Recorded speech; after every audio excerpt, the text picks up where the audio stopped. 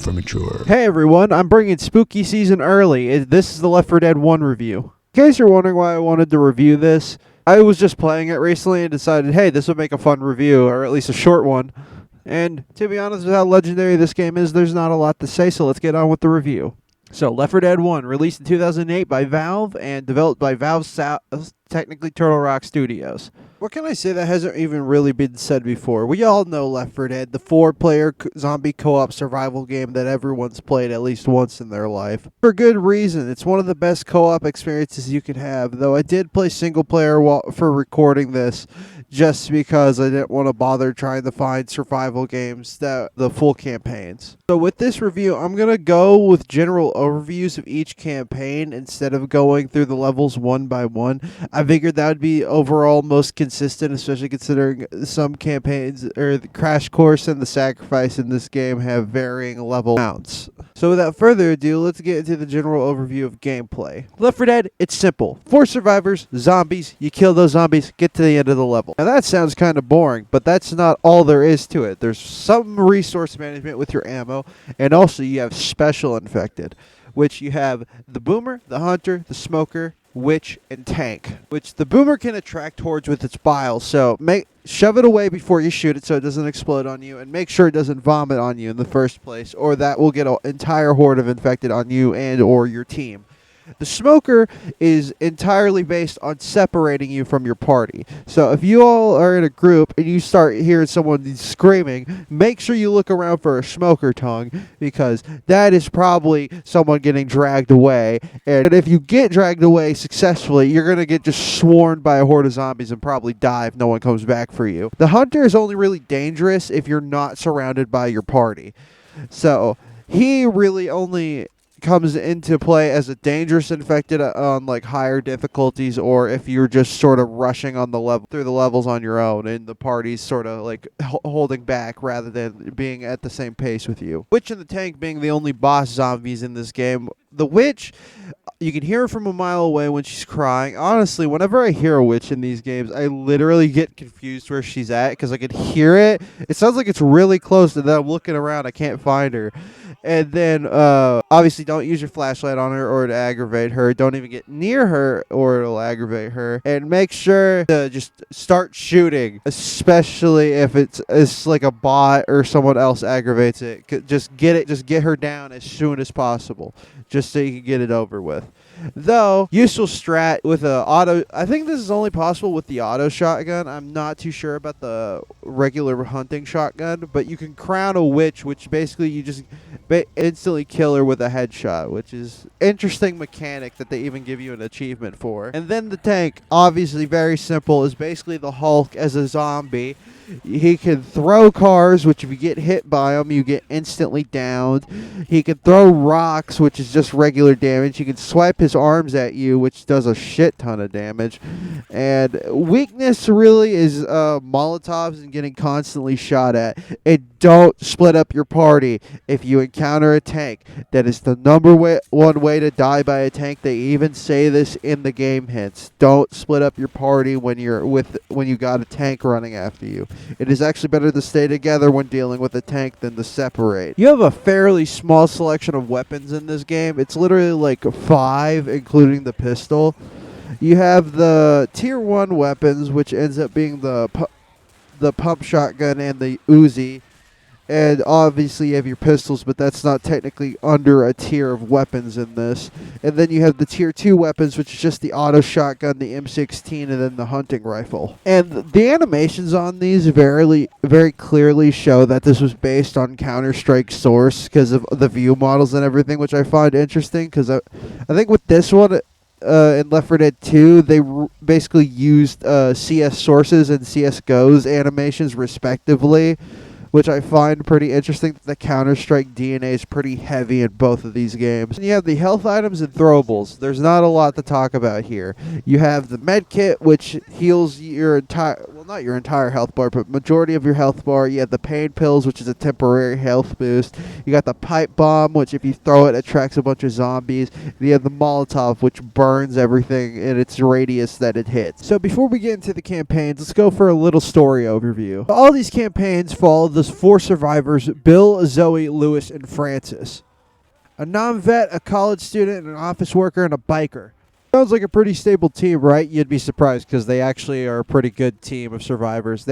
Honestly, that's what I love about Left 4 Dead. They have like the most unexpected crew of characters in both games, but they both have great chemistry with each other, which is a compliment towards Valve, because the writers they had at this time were amazing. They knew exactly how to write what games they were writing for, and Left 4 Dead's writing hits the spot exactly, especially when it comes to the character interactions. The story takes place on the East Coast, specifically Pennsylvania, and we follow them through their journey to get out of there, pretty much. To save the stories for each campaign for when I actually overview all of them, and I would say this game has a fairly unique look and setting to it, because it's the stylized realism Valve is known for, but it also color grades itself like a movie, especially compared to the second game.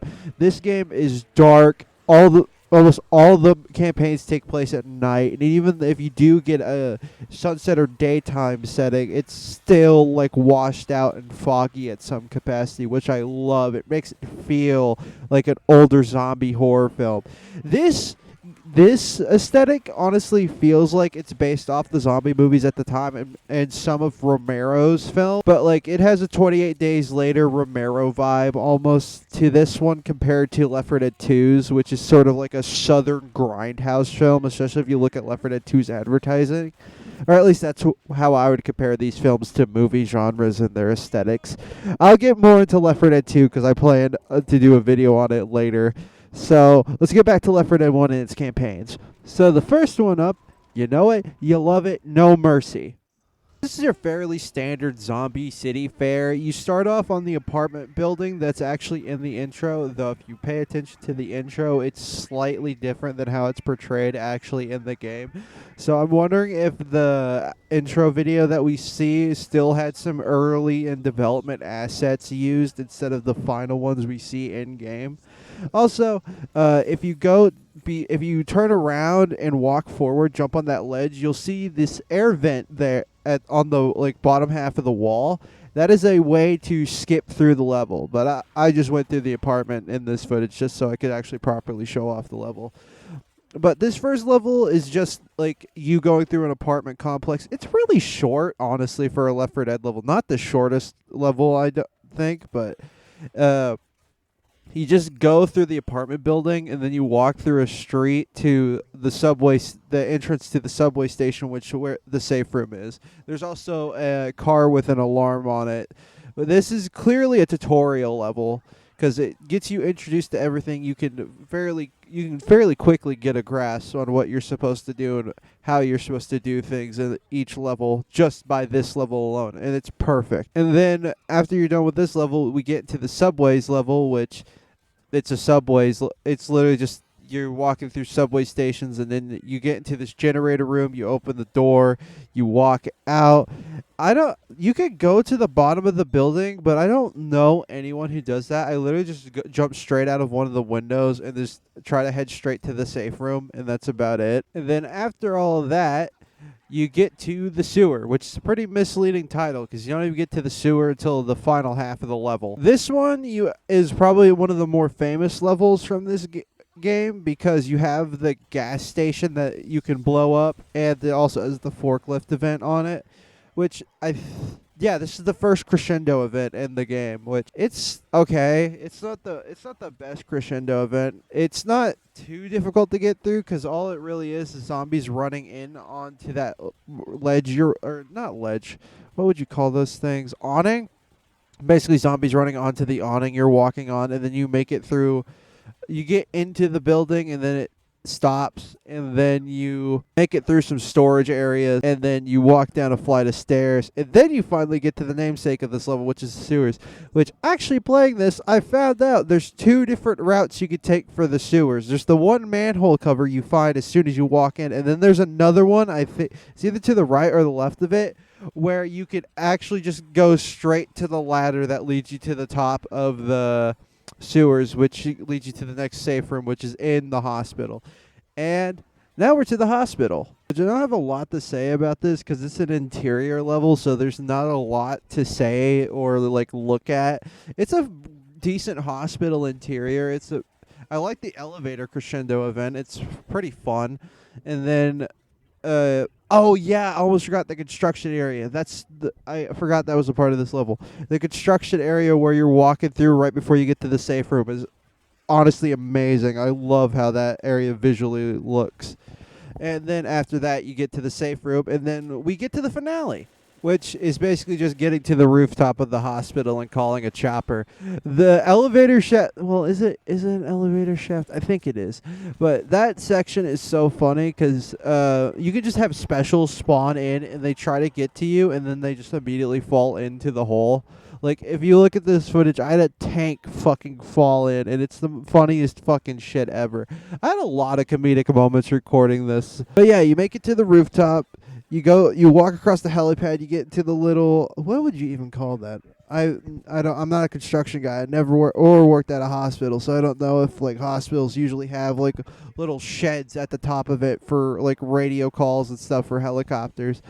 But you go to the like radio area, you activate you call the helicopter pilot. He tells you to get ready. You get your supplies and everything, and then you call him back. And then you have to basically survive like 3 waves of, not 3 waves, but it's like at least 3 or 4 waves of infected, and it's like 2 tank fights. And then he shows up, and then you get in the chopper. That will bring us to Crash Course. Crash Course is important because it's literally the shortest campaign in this entire series. And 2, it was the first DLC campaign ever in Left 4 Dead. I don't have a lot to say about this. It's literally just a walk through a city, and the finale is just a warehouse like wave battle as the truck gets lowered down, and the truck looks like one of the cars from the Dawn of the Dead 04 remake, which I find pretty cool.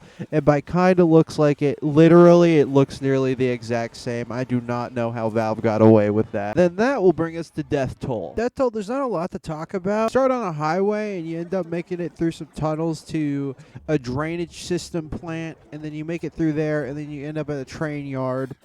And then through there's the first crescendo event of this campaign, which is the church guy ringing the doorbell, which his voice actor is also the same voice actor as Scout from TF2, in case you didn't know that. You do that, and then you end up going through another town area, which this one also has a crescendo event near the end of the level where you lower an awning, like you use a forklift to lower an awning, and it ends up crushing the sign that's under it, which that's apparently enough sound to cause a crescendo event. And then you have to fight the horde on the way to that safe room, and then you're in the final level, which is the river, or the boathouse, which is one of the few encounters with other survivors you have in this game.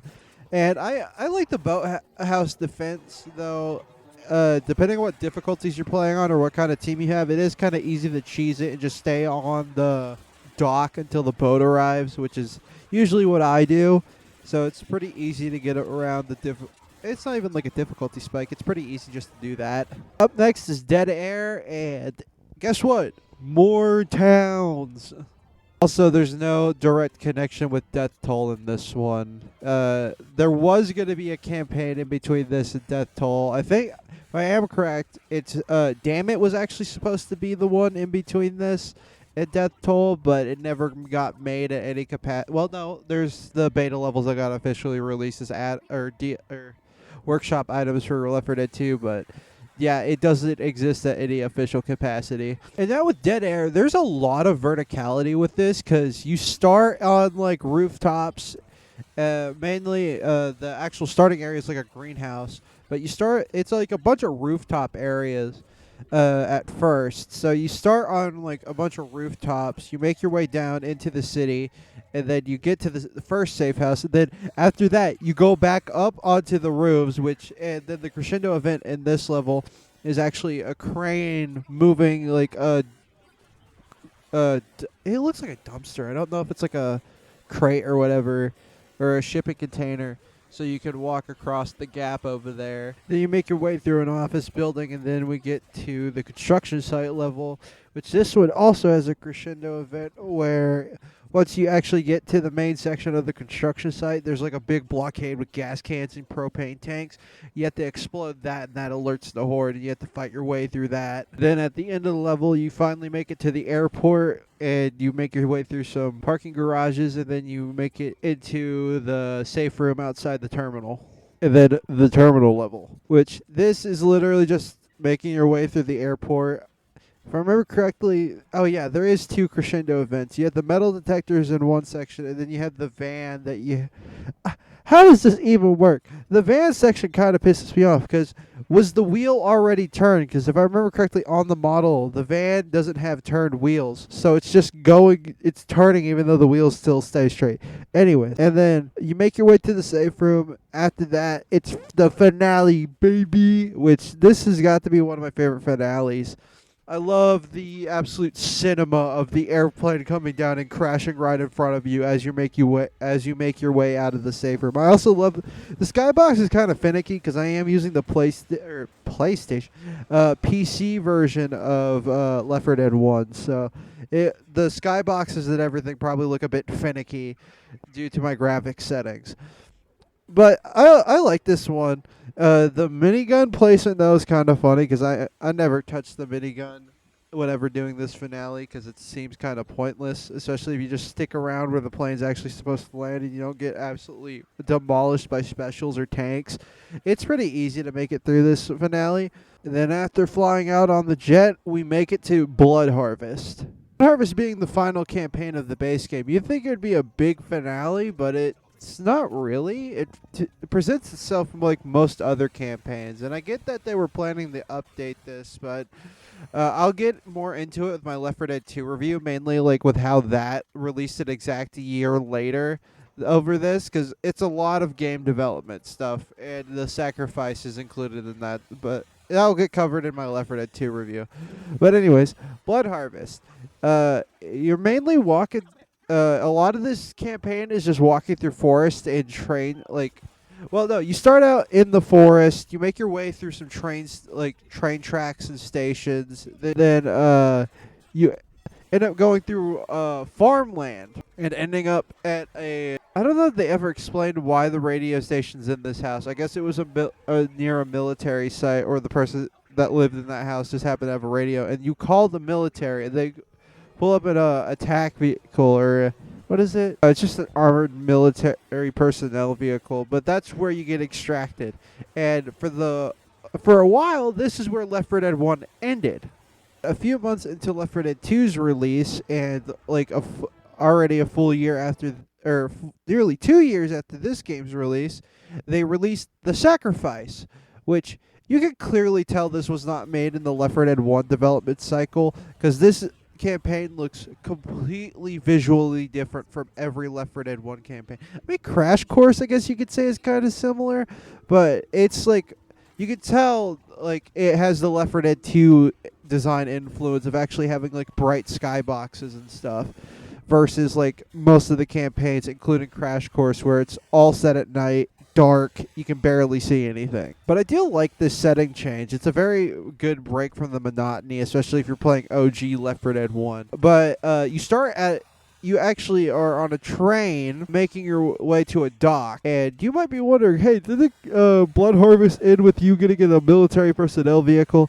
Well, buddy, they released a comic for this specifically. This campaign has a fucking comic connected to it, which sort of goes into the backstory of the survivors before the start of this campaign and after Blood Harvest, so the in-between there. And I think it also covers the end of this campaign, which I'm not going to spoil that just yet. So as you're making your way through these docks, the one big event is that you open a train door to release a tank, which this is the only tank that has a specific, only, I think, boss infected. No, okay. I was wrong. The Bride Witch in the Passing, I think, is the only other boss infected that is a specific model / texture. But you have a U.S. Navy tank or a Marine tank, and that's exclusive to this campaign. And then you make your way through a bunch of I think it's a train yard, and then you get to like a city area, a port city, and you have to lower the bridge. That way you can get to one of the boats. At least, I think it's either they have to lower it to get to the boats, or they're just trying to fend for themselves, and they need to get on the bridge to do it. And so the whole event of I'm going to actually cover this one, because this is the only one that isn't like hold out and, like hold out for a few minutes and get into a vehicle. This is actually as a unique, event, which this took me at least like 5 tries to get done. Which, yeah, I'm not that good at Left 4 Dead. I kind of suck at this game. But basically, you have to turn on all the generators around the map, and then basically wait for the bridge to come down. Though I think, if I'm not wrong, if each generator spawns a tank, so if you rush through it, you probably have to fight like 3 tanks at once. If you're doing it like that. And after that, the bridge lowers. And now, spoiler warning, if you haven't played this or Left 4 Dead 2 somehow in the last, 17 to 16 years. If you're playing as Bill, this is where he canonically dies. This is the only, canonical, survivor death in this series. And I'm talking main survivors, not like the helicopter pilot or some shit. This is the only canonical survivor death we have in Left 4 Dead as a whole. And it's actually interesting. I didn't think they would ever do this. And, playing this for the first time when I was younger, I was actually kind of surprised they had did something like this unique for an ending, considering all the other campaigns follow this formula. I played the Left 4 Dead 2 version, so I was sort of used to each ending being unique, but the whole twist of the bridge fails and someone has to sacrifice themselves. I know the campaign's called The Sacrifice, you're going to have to make a sacrifice, but I just find it interesting that they went this far, especially if you look into the development of Left 4 Dead 1 and 2. There's so many ideas they had to scrap, they didn't do, or would have taken too long to do. But because they wanted to keep these games sort of consistently updated, sort of like TF2 or Counter-Strike, but zombies, which I wish that happened. I like this ending because it's a very poignant way or strong way to end the story of these main survivors and lead it into the next game, even if it did come out nearly a year after the second game came out. So that was the Left 4 Dead 1 review. I hope you all enjoyed it. I'm pretty sure this video is going to be very scatterbrained. I got sick twice, and if you can't hear it in my voice throughout this recording, I sound probably kind of stuffy, and that's because I got sick and recorded the video. That's what started this. I was sick, and I just decided, hey, why not? Let's play through Left 4 Dead and get some footage to make a review. And then I wanted to record the audio, and then I got sick again. So I've been having fun. But yeah, Left 4 Dead 1 gets a 8 out of 10. And I know that might sound low, but since Left 4 Dead 2 exists, and I generally think Left 4 Dead 2 is a better game overall, and I think you should just play that if you want to experience it, especially considering Left 4 Dead 1's campaigns are already in it.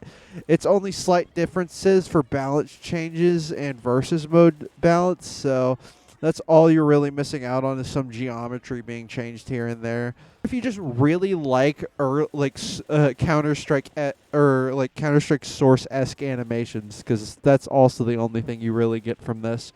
And plus the lack of the special infected, especially as a guy who mainly plays Left 4 Dead 2, it feels very cut down compared to Left 4 Dead 2. I think Left 4 Dead 2 with the extra special infecteds actually give it some fun challenge compared to this game, because all you got to deal with is a smoker, hunter, witch, boomer, and tank. You have 5 specials that you really have to deal with, and that's about it. And they're all I mean, every special effect has signals and everything that you can hear, but like this game has like the basics, and I feel like that just sort of weakens the experience. But not, it doesn't discredit it as a game. It's a great game. Actually, I had some funny ass moments. I don't know if I'll be able to show them because I'm not gonna comb through my footage just to find it. But I was having some funny ass moments playing this. Like, No Mercy, I'll probably show this, but I had a tank went into the elevator shaft on the final map and fell straight down,